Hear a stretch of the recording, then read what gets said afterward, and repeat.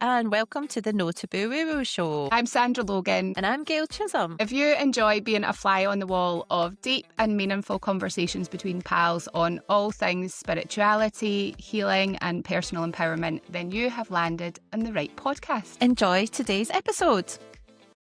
I'm interrupting this episode to tell... Hello! I feel like saying, we're back! We're back! I feel like it's been forever since we recorded a pod. I know. Although in release time, our break hasn't been that long, but it's been a minute. It's been a minute. I mean, it feels like spring now, and that's a biggie because like it's actually out and it's warm. Sitting in here in a kimono, I'm like, hello, feels like summer. Went out, I was saying to Gail, I went out without my jacket on for the dog walk this morning. I'm like, oh yeah, we get used to this. I really thought about putting like sandals on because I think we're about 18 degrees here, but I was like, no. And also my toes are not sunshine ready. That's so funny. I literally was like, I'm putting sandals on today, and I've got the ones on that I like kick about the van in. They're effectively my slippers. They're like, do you know those rubber Birkenstock style ones? Not Birkenstocks. It's basically them because they're so easy, and also have them at a campsite shower. Then I can wear them in the shower. Oh, sliders. But anyway, yeah, they're like slider ones. Oh, you're down with the kids. That's what all the kids wear to the netball training with their socks. Oh, do they? On. Yeah. Oh, well, there you go.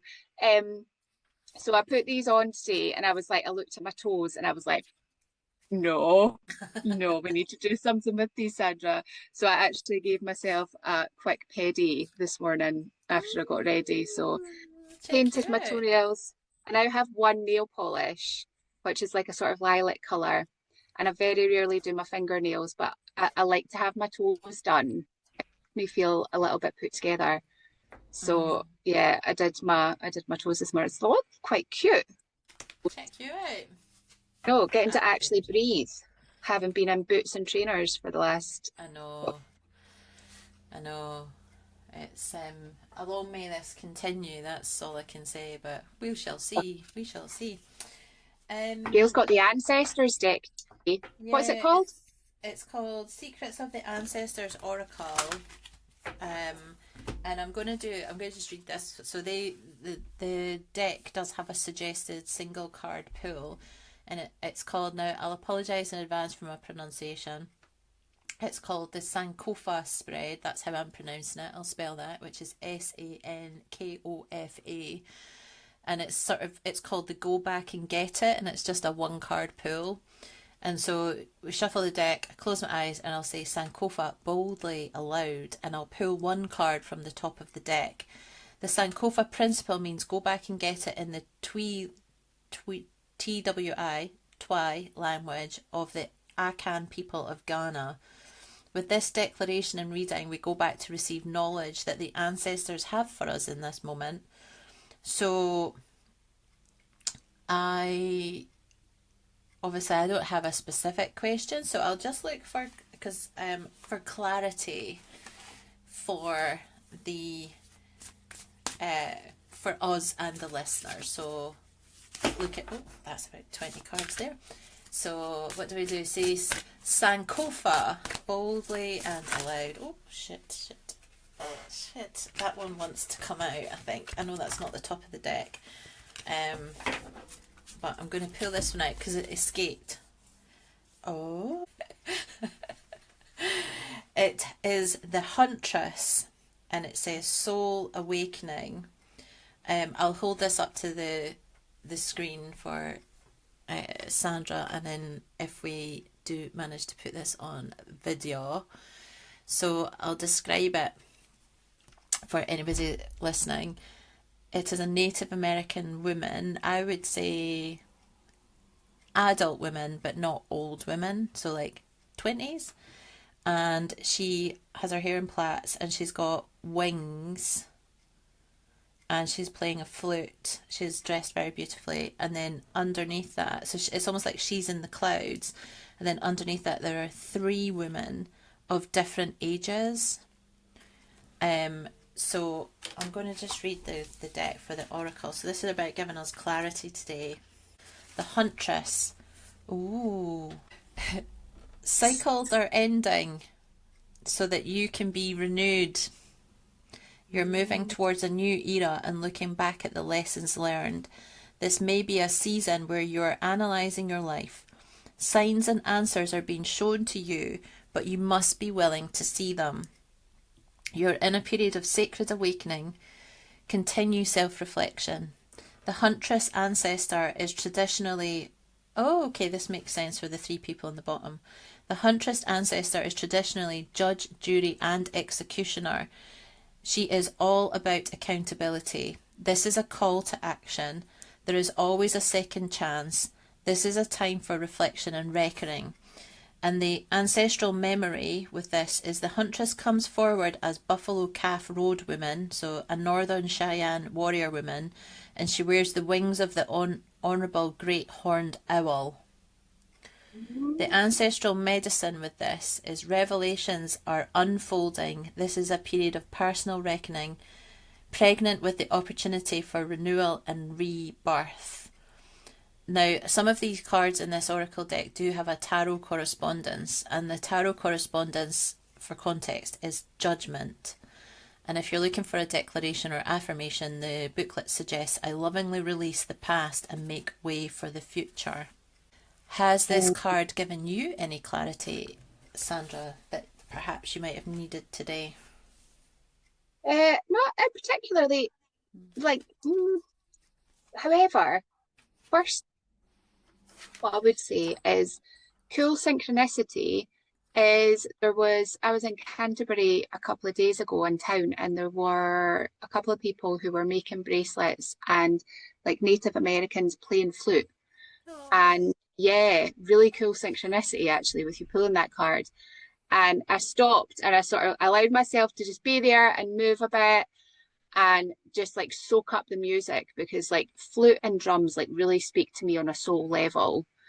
And as I was standing there, there was a lady came over with her little girl who was 2.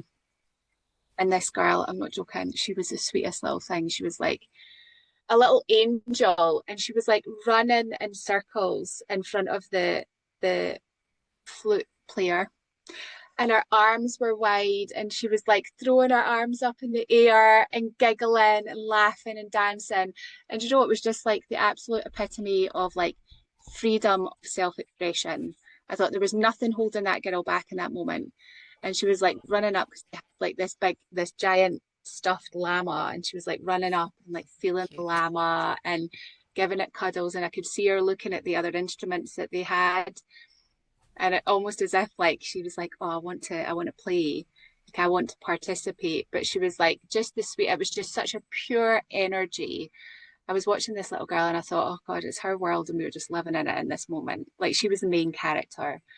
And I think there was like, I took a big message away from this anyway, was around like allowing your inner child to express itself. Because like when you're that young, you're not thinking about like, oh, what other people think, or you're not concerned with how you're being perceived. You're just like in the moment and enjoying the moment for what it is, like complete presence.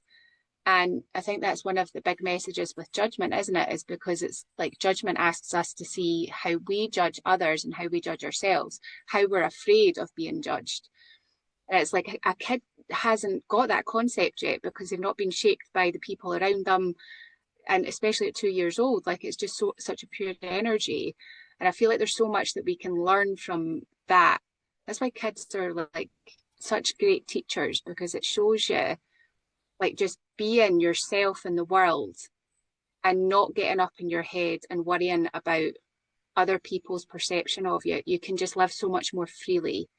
And I feel like we're all kind of getting this call at the moment collectively, because we're seeing so many horrors and stuff in the world, is like for us to like come back to ourselves and to actually rise up and be completely authentic in the world, to take action on the things that we give a shit about, to speak about our values, to speak about our stories, our experiences, and share our truth, like from a heartfelt place, like leading from love.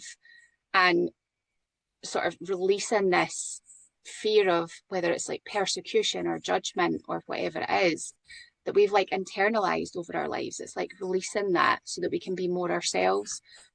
So in some ways, I'm like, oh, maybe it doesn't speak to me, but it does actually. It does, because that experience ties in so like beautifully with that and the reflections that I had just from this like few minutes of witnessing this beautiful presence in the world. Someone just shining their light and being themselves.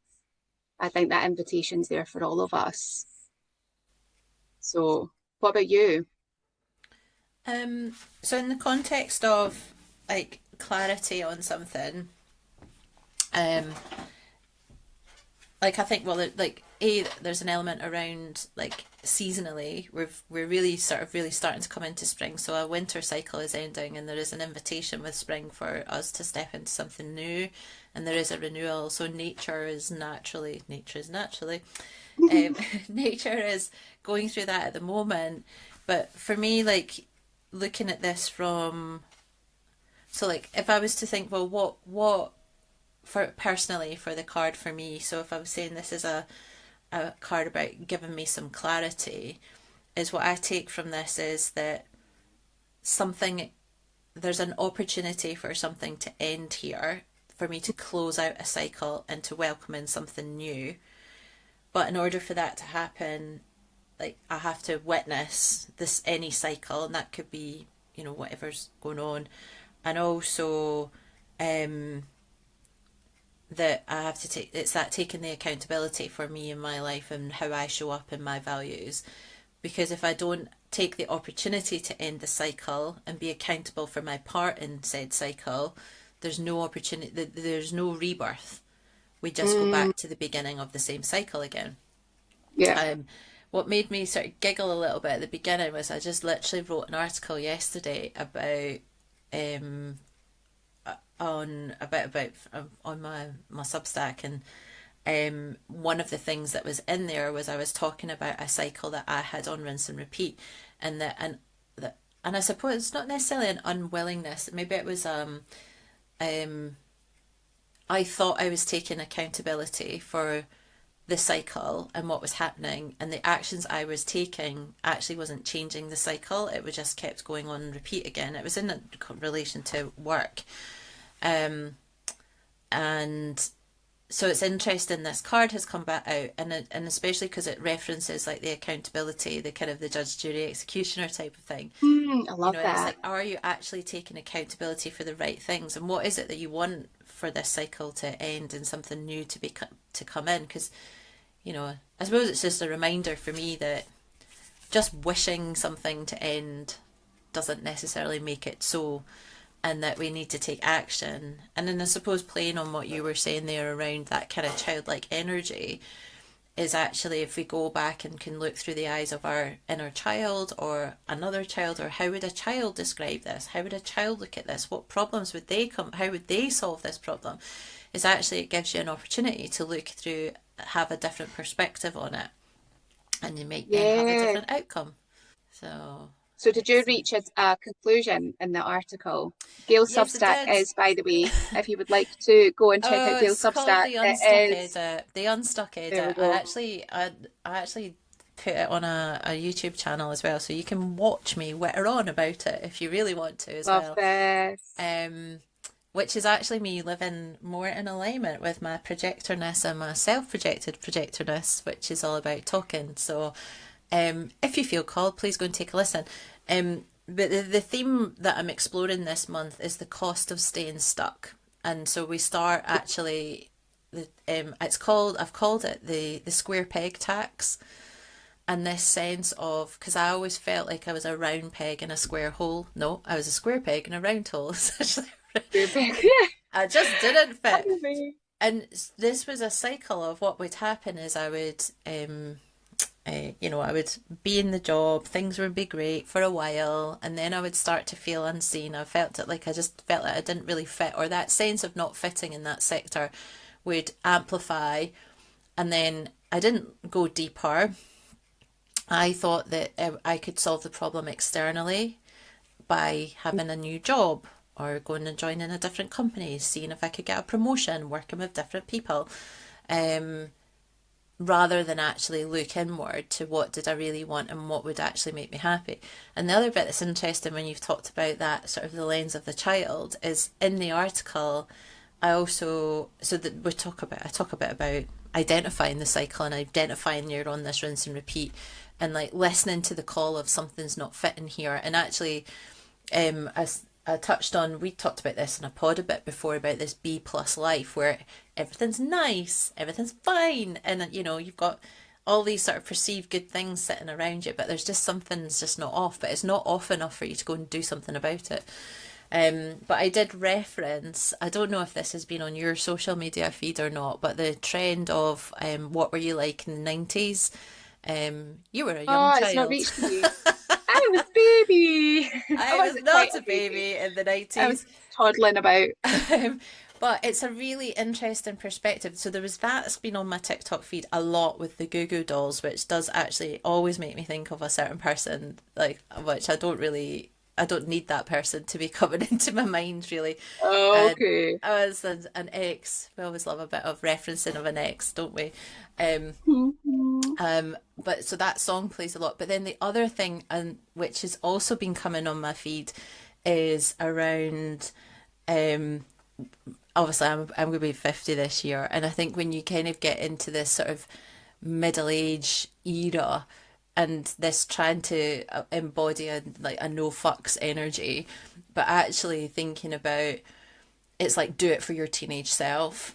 I had a thing come up in a breathwork that was a bit about that. So one of the things I've encouraged in the article is, you know, because sometimes we end up in this rinse and repeat cycle because we don't know anything different because we haven't, you know, for 20 years we've just sat and gone along with what it is and we've lost sight of the thing that we wanted to do as a kid or the thing that brings us joy or what was the kind of that kind of big dream like when you were a teenager and you're like I'm going to rule the world one day and I'm going to do this and I'm going to do that, I'm going to be a pop star, I'm going to be an actress, like all the things that you maybe thought were really silly, but there's something maybe deep within your soul has said these things. So but yeah, did you know what you wanted to be or do when you were a teenager, Sandra?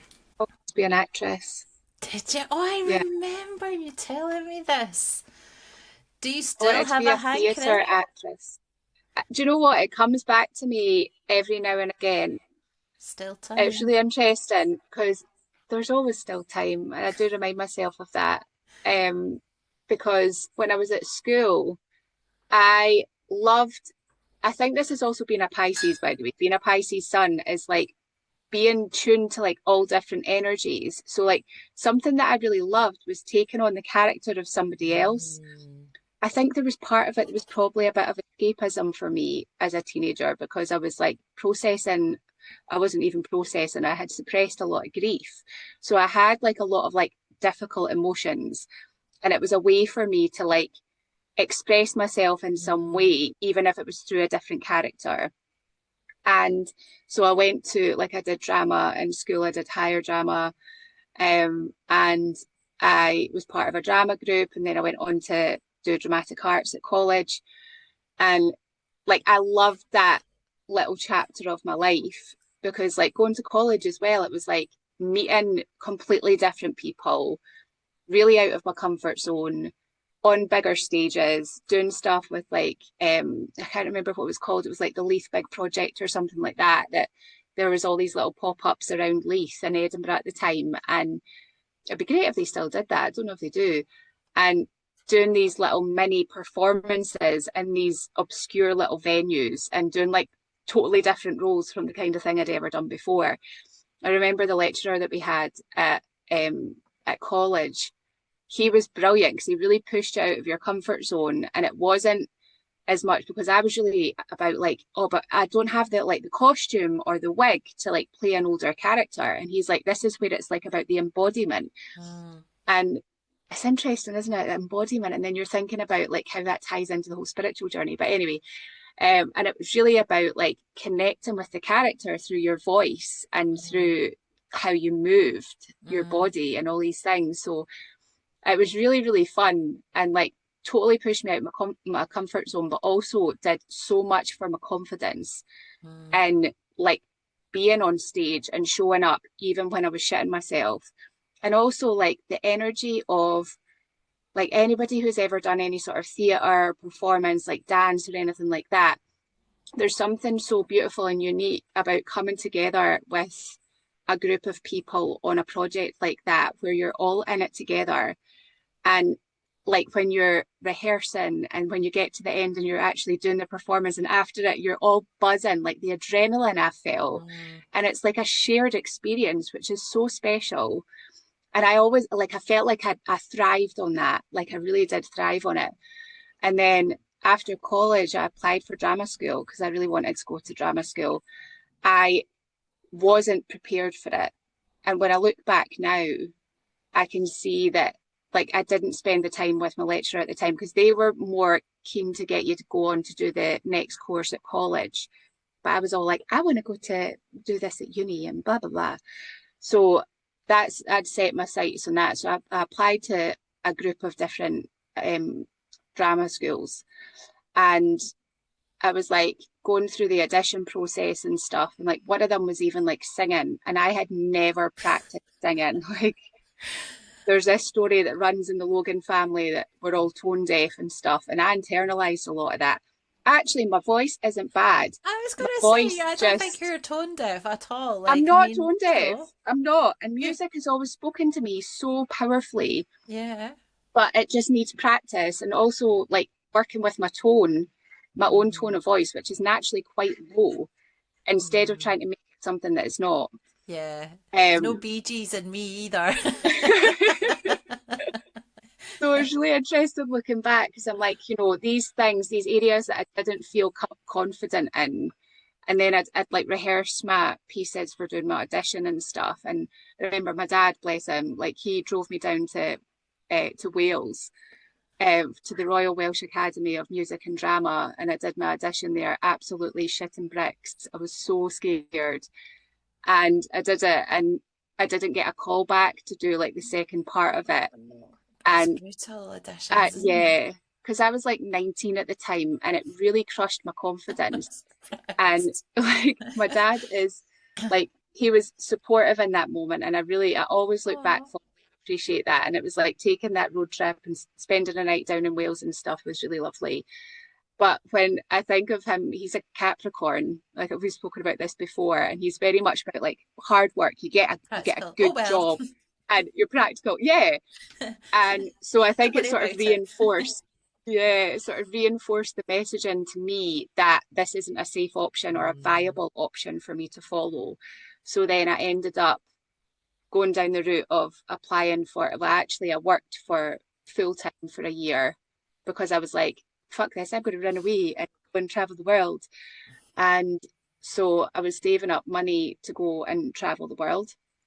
Met my first serious boyfriend who was at uni at the time, and I was seeing this lifestyle of a year one uni student, and I was like, actually, this looks all right.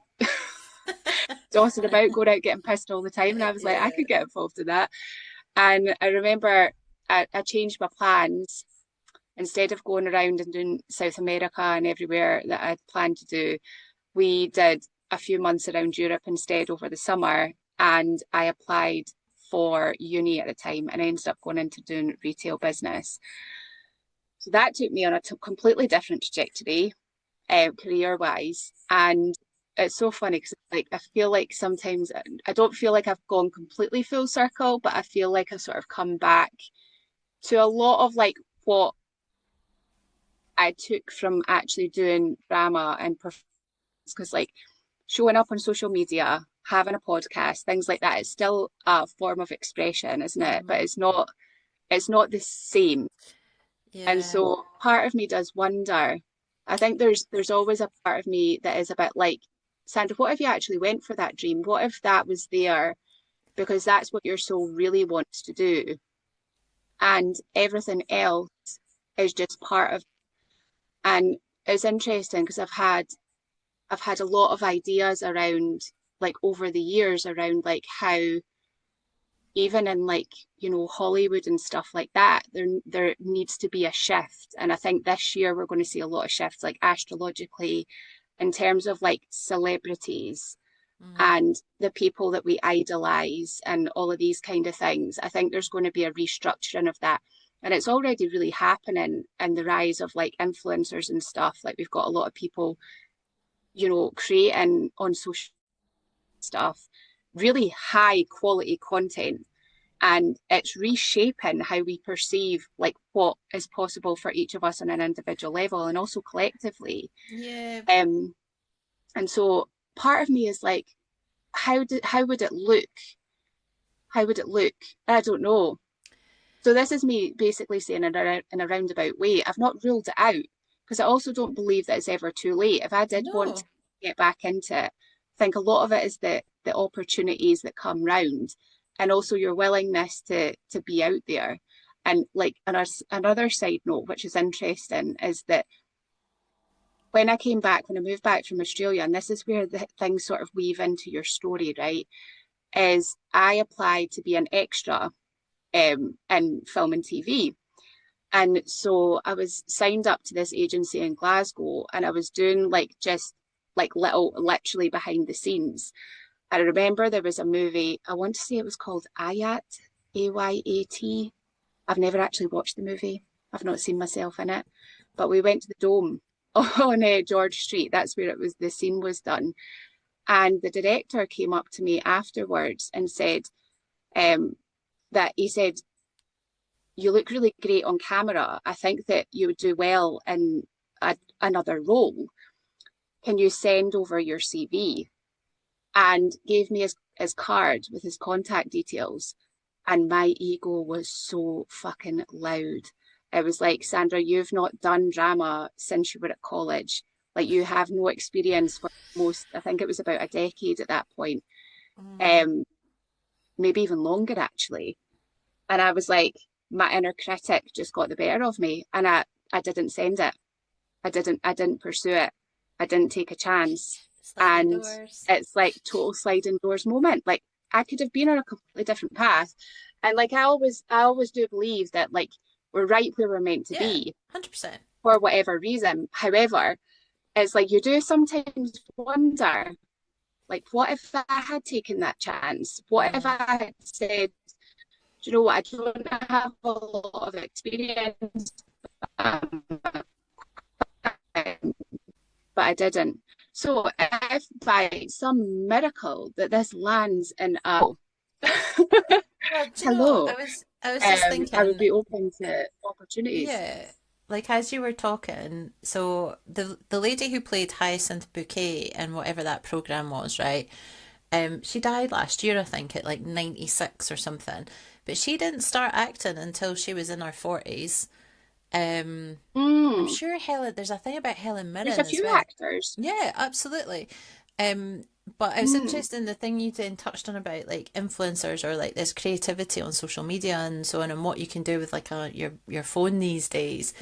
But you mentioned about like being on stage and I totally understand that 'cause, when I was at school, I played a musical instrument and I was in an orchestra, and we did quite a few things where we put on, went to band camp, and And but yeah. I also, and weirdly, in the last year of high school, I think because I had to film a diary with something, I did Scott. They probably don't even have Scott nowadays, right? Drama. I also did photography. Um, I think I wanted to be really good at photography, but I probably wasn't. I was much better at drama. But we also put on the drama teacher wanted to put on a play, and he actually in the sixth year it was Shakespeare. It was A Midsummer Night's Dream, and so I played. I'd never done anything like that before. I was like remembering your lines and then being on stage and responding to the actors around you, and because it's on stage, like you can't just go and take another cut.